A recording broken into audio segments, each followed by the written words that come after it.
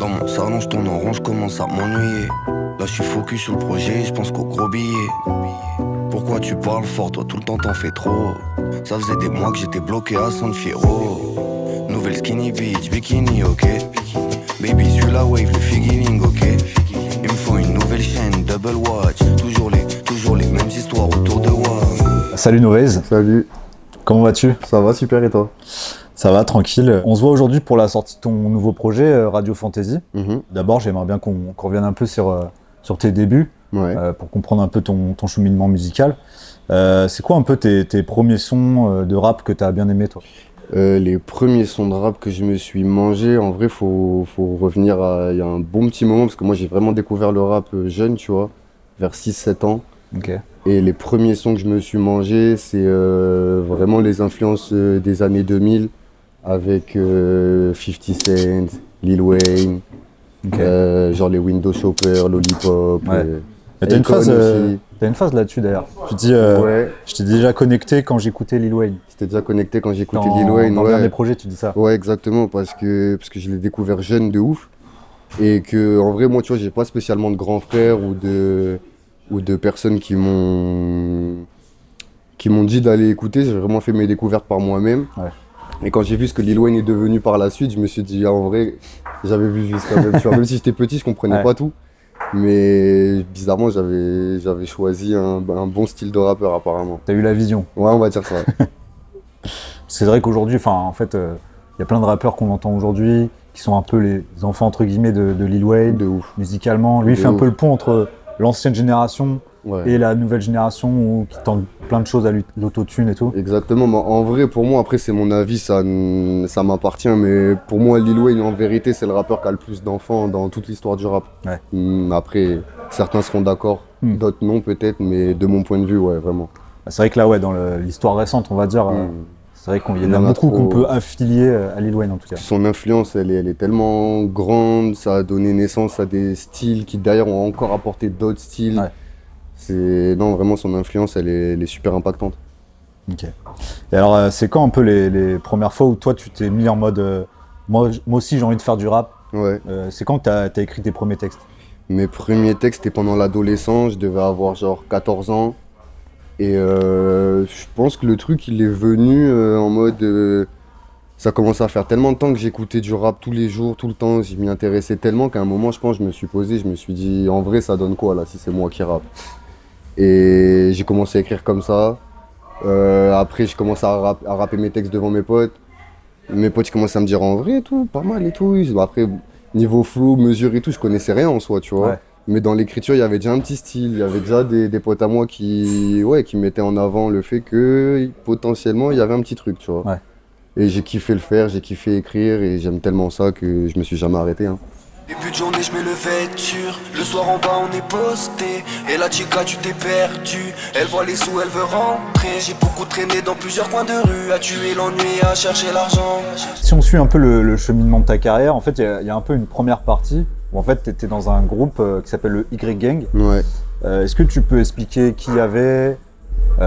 C'était à quelle période? Comment vous vous êtes rencontrés? Le Y-Gang, en fait, il s'est formé quand on était peut-être genre fin collège. Tu vois, juste avant, je te disais que j'avais commencé à écrire vers 14 ans, quelque chose comme ça.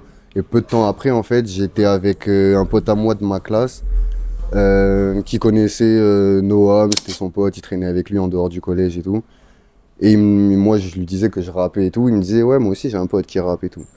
Du coup, j'ai dit, bon, vas-y, viens, on se branche et tout. Et il m'a fait rencontrer Noam. Et je sais pas, humainement, hyper rapidement, le feeling il est passé. On a vu qu'on aimait les mêmes choses.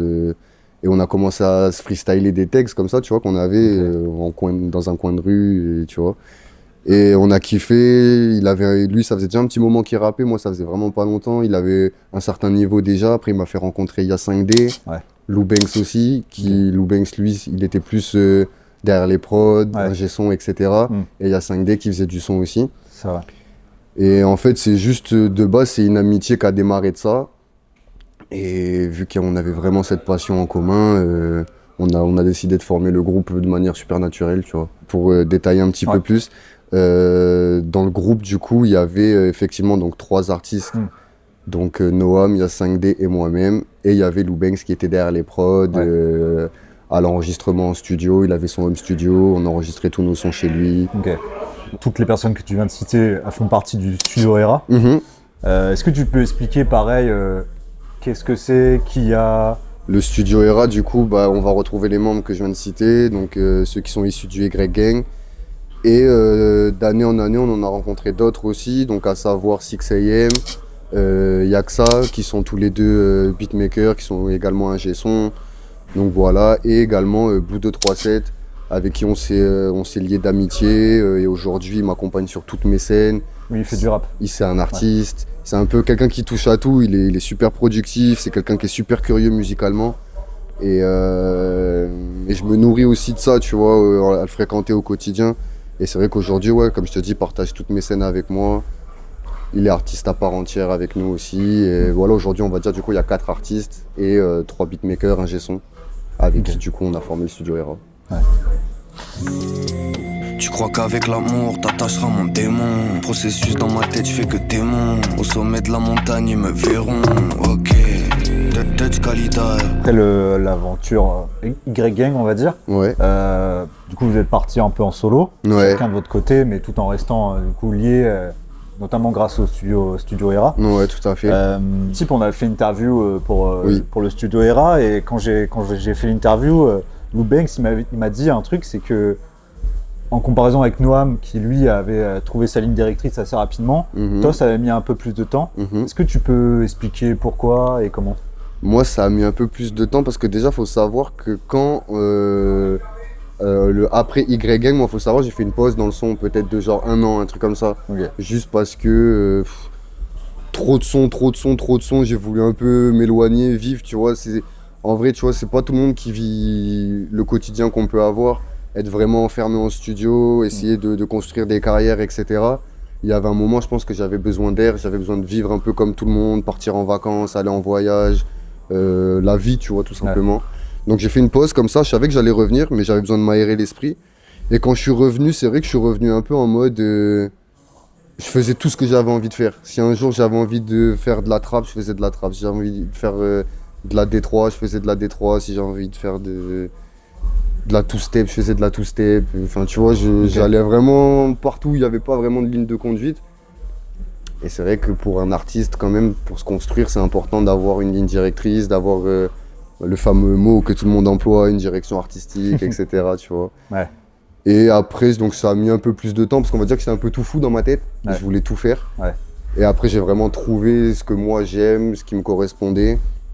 Et c'est ce qui correspond, on va dire, à Avenue 888, le premier EP que j'ai sorti, yes. Et Radio Fantasy, qui en est pour moi la suite logique. Ouais. Voilà. Et on est combien en tout à attendre que ça pop? Je fais aucun sourire sur la photo, je tape la même pose sur une note. J'ai de plus en plus d'anecdotes, j'enregistre, je calcule même pas mes notes. Je n'ai que faire de tous ces sentiments vrais, vu que je maîtrise même pas les vôtres.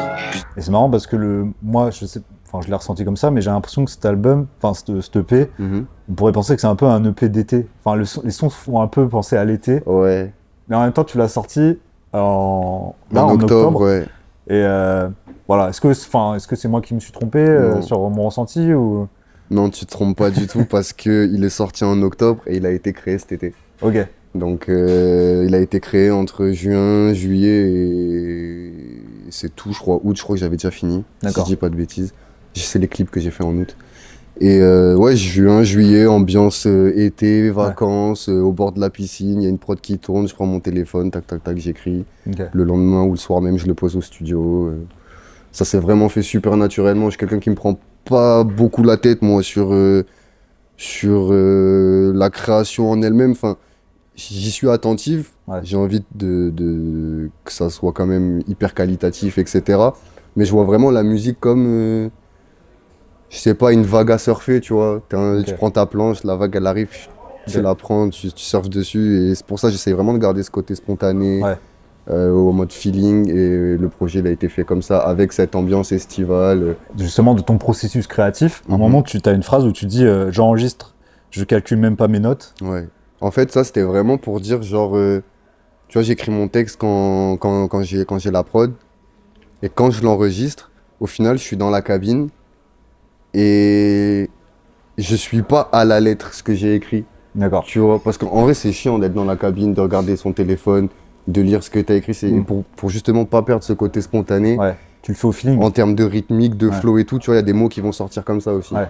Et... Pour que ça reste musical en fait. Ouais, aussi. exactement. Ouais. Et c'est pour ça en fait. C'est de la musique en fait, le rap. C'est pas qu'un texte récité quoi. Exactement, t'as tout dit. Et c'est vrai que je trouvais amusant de l'exprimer en plus et de le dire ouvertement dans un texte, tu vois. Je maîtrise toutes les méthodes, j'ai une vraie mentale pour mes dogs. J'ai la poisse, les doutes sur mes codes. Putain merde, tu me plus rien ne m'étonne. Il me faut argent, du confort pour me rassurer. Si j'étais toi, je poserais des dalles sur T'as un featuring dans ce projet avec Andy Roques, je sais pas si on prononce comme ça. Andy Rock, je crois. Andy Rock. Ouais. Tu peux expliquer comment elle s'est faite cette collaboration? Ouais, en fait, Andy, c'est un frérot qui enregistrait de base au studio, du coup, avec Lou Banks, 6am, Yaksa. Donc, ils étaient branchés avec son équipe. Moi, je voyais que souvent, il faisait des allers-retours au studio pour enregistrer ses sons. Donc, de fil en aiguille, j'y ai jeté un œil, on va dire. Lui aussi, il a jeté un œil à ce que je faisais. Après, on a commencé à faire 1, 2, 3 soirées. Amicalement, le feeling il est super bien passé, que ce soit avec lui directement, que ce soit avec son équipe, avec mon équipe aussi. On s'est fait écouter des trucs, on a vu qu'on avait les mêmes influences, qu'on était branchés sur les mêmes rappeurs un peu et tout. Et tout naturellement, je sais pas, au bout de la 2e ou 3e soirée, on s'est dit vas-y, viens, on s'en fait une en vrai. Et c'est parti de là, on a calé la session, en un soir on a plié le son, ça a donné Noyade. Okay. Et voilà, encore une fois, super spontané, sans prise de tête. Et humainement super bon gars qui a beaucoup de talent et je trouvais que le son était aussi cohérent avec tout le reste, si même peut-être qu'il est un petit peu plus ouvert peut-être, mais je suis content de l'avoir sur le projet et j'ai des super bons retours aussi sur le son, donc non, franchement pleinement satisfait. Okay. Si on parle un peu des prods, pareil, tu as fait appel à des gars du studio, tu as un son avec Lou Banks, il y a des sons, je sais pas s'il y a Yaksa et 6am sur le projet aussi. Si, les trois sont présents sur le projet. Pas sur tous les sons, mais... Il n'y a pas que eux. Il y a aussi d'autres personnes. Pareil, tu as voulu peut-être t'ouvrir à d'autres propositions? En fait, c'est un choix qui n'en est pas forcément un au final, parce qu'il n'y a pas de volonté précise à la base. C'est juste, tout simplement, des fois, admettons, soit je vais recevoir un pack de prod, ou je vais tomber comme ça sur une prod par hasard. Si j'écoute la prod et que dans la foulée, je prends mon téléphone et que j'écris, je l'enregistre au studio, derrière ça donne un son de qualité, cohérent au projet, je le mets dans le projet. Et après, c'est vrai que quand on a collab avec 6am, Lou Banks et Yaksa, j'avais peut-être des idées un peu plus précises de la prod que je voulais. Par exemple, si on parle d'un son comme Bikini Club, j'avais envie de mettre une petite bossa nova, quelque chose comme ça. Artistiquement, j'avais envie de proposer ça. Et on a bossé la prod ensemble. C'est un peu pareil pour Paparazzi ou Hollywood 90s avec Lou Banks. Paparazzi, justement, il y a une rythmique un peu plus rapide, un tempo un peu plus rapide. Ouais. Ça aussi, c'est au feeling que tu choisis ce genre de rythmique. En fait, le délire, c'est ça, c'est que, comme on a dit, ambiance estivale et tout, moi j'écoute, en dehors du rap, j'écoute aussi un peu des trucs genre Deep House, tu vois, des trucs comme ça. Et je sais pas, je me suis dit, ça peut être intéressant en vrai de faire un son dans ce délire. Du coup, on est parti avec 6am, avec Lou Banks, avec Yaksa pour faire la prod. Ils l'ont admirablement bien faite et moi, derrière, j'ai surfé dessus, j'ai essayé d'amener ma proposition. Ça a donné un rendu que j'ai beaucoup aimé. À partir de là, pareil, je me suis dit, on le met dans le projet. Et ça suivait bien avec Bikini Club, tu vois. Ouais. C'est pour ça que je les ai mis ensemble aussi, les deux qui sont à la suite. Je trouvais que la transition des deux, elle coulait bien, tu vois. Tu sais, il y avait aussi Hollywood 90s. Ouais. Question, voilà, c'est quoi ton film préféré des années 90? Ah, t'es bon. C'est une bonne question. Ouais, il y en a trop. C'est dur de dire un seul. Parce que t'avais fait un son qui s'appelait Casino. Non, j'avais pas fait un son qui s'appelait Casino, j'avais fait un son qui s'appelle Sharon Stone. Voilà, Sharon Stone, qui est l'actrice qui joue dans Casino. À son rôle dans Casino notamment. Effectivement. Okay. Je pense là, comme ça, naturellement, je vais dire soit Seven, soit Pulp Fiction. Okay. Un des deux. Mais c'est vrai que cette époque, cinématographiquement parlant, elle m'a parlé de ouf. Ouais. Elle m'a parlé de ouf. L'esthétique, les décors, les tenues, le flow des acteurs, les scénarios, tout en vrai. Il y a vraiment une vibe dans les années 90, c'est un truc, ouais. Puis même, tu sais, le fait de mettre Hollywood, moi, je suis vraiment quelqu'un qui est... C'est bête à dire, tu vois, mais comme au début de l'interview, tu vois, on parlait de Lil Wayne, 50 Cent et tout. Je me suis vraiment mangé tous les clichés du rap, moi. Ouais. Tu vois, genre les grosses doudounes, les fourrures, les chaînes qui brillent, l'argent, les meufs, tout ça. Bon, on le voit aujourd'hui, un peu, c'est des trucs qui m'ont influencé, tu vois. Et dans le côté Hollywood, tu vois, le côté Hollywood, c'est strass et paillettes à fond, c'est tout ce côté-là. Et du coup, ouais, c'était un peu pour imager tout ça, tu vois, à travers le son. Et y'a la soif et la haine dans l'équation. Sous Cali, la tête en lévitation. Là faut que je me ravitaille à la station. Et j'ai regardé la lune d'humeur solennelle. Être la longueur d'onde, on n'est plus sur la mer. Je restais de marbre et ce même sous la verre. C'est une question qui revient souvent, mais qu'est-ce que tu penses du rap bordelais, de la scène bordelaise? Je suis partagé, très honnêtement. Je trouve qu'il y a des bons artistes comme des moins bons. Il y aurait beaucoup de choses à redire, même si en dehors de l'artistique, si on s'étale sur les structures, sur les leviers qu'on peut avoir ici, les tremplins, etc. Tout n'est pas parfait, tout n'est pas à jeter non plus. Je pense qu'il y a encore une marge de progression pour atteindre un certain niveau. Et pour espérer aussi faire monter la ville, ou en tout cas les artistes qui y vivent. Maintenant, je sais pas si c'est ça le sens de ta question, mais si tu me demandes vraiment mon avis, je pense que si tu veux vraiment faire quelque chose dans la musique, fais tes débuts à Bordeaux, fais-toi ton petit nom dans la ville, et après... Faut aller à Paris. Ouais. Ouais. C'est mon point de vue. Après, encore une fois, ça n'engage que moi, j'ai pas la vérité absolue. Chacun le fait à sa manière, de toute façon. Toi, tu le vois plus comme ça, quoi. Ouais. Moi, je suis personne pour parler, mais le seul conseil que je pourrais donner à n'importe quel artiste, c'est toujours de rester vrai. Si dans ta logique des choses, tu préfères rester à Bordeaux, reste à Bordeaux. Si dans ta vision, tu penses que pour aller plus loin, il faut délocaliser, délocalise. Moi, de ma vision, je pense qu'il vaut mieux bouger, aller sur Paname, faire plus de rencontres, se brancher, étendre son nom, etc. Mais encore une fois, voilà, c'est vraiment que mon point de vue. Ce soir, on est à l'iBoat. Parce que toi, tu es en première partie de Roger. C'est quoi ton rapport, toi, à la scène? Juste avant l'interview, tu disais que c'est un truc que tu aimes bien. C'est vrai qu'on disait en off que moi, j'avais un rapport particulier avec la scène. Tu vois, j'aime vraiment ça. J'aime vraiment partager mes morceaux avec le public. C'est vraiment là qu'on extériorise tout le travail qu'on fait, finalement. En tout cas, moi, c'est ce que je pense. Je prends du plaisir quand je suis en studio aussi, mais c'est vrai que la scène, c'est autre chose parce que tu es en live, que tout est spontané. C'est un mot qui va revenir beaucoup pendant l'interview, mais c'est vraiment quelque chose qui me tient à cœur. Et c'est là qu'on voit en fait la portée de tes sons, tout simplement, parce que là, on parle de première partie. Certes, il y a des gens qui connaissent, il y en a qui connaissent pas. Et c'est là que je vais voir si vraiment mes sons sont impactants, jusqu'à quel point. C'est aussi un moyen de rameuter des gens, de les faire adhérer à ma cause. Et voilà, donc pour toutes ces raisons, la scène, c'est vraiment un domaine que j'apprécie particulièrement. C'est quoi un peu la suite? Justement, ça serait de bouger sur Paris ou... Déjà, je suis un peu... Là, je commence déjà à être un peu entre les deux. Et après, le but, ça serait d'y être vraiment pratiquement définitivement, tu vois. Et après, la suite en termes de musique, ça serait déjà de poursuivre avec des visuels qui sont issus du projet. Donc il y a encore des clips qui vont arriver. Je pense à Yacht et Champagne, je sais pas quand l'interview sortira, mais normalement Yacht et Champagne, là, il arrive dans quelques jours. C'est BMF aussi qui va être clippé. Fantasy Outro. Donc on va vraiment essayer de pousser le projet au maximum, tu vois, parce que je pense qu'il y a vraiment du potentiel et des visuels à exploiter. Et après ça, je sais pas encore exactement, mais je continue toujours d'aller en studio, de créer. Et quand je saurai que je touche du doigt quelque chose, derrière on partira sur la suite, mais qui sera toujours dans la continuité de Radio Fantasy, parce que je pense que je commence vraiment à trouver ma patte artistique. J'apprécie beaucoup ce que je fais et j'ai vraiment envie de continuer là-dessus, tu vois. Donc ça sera la même chose, mais en mieux, en tout cas. J'espère.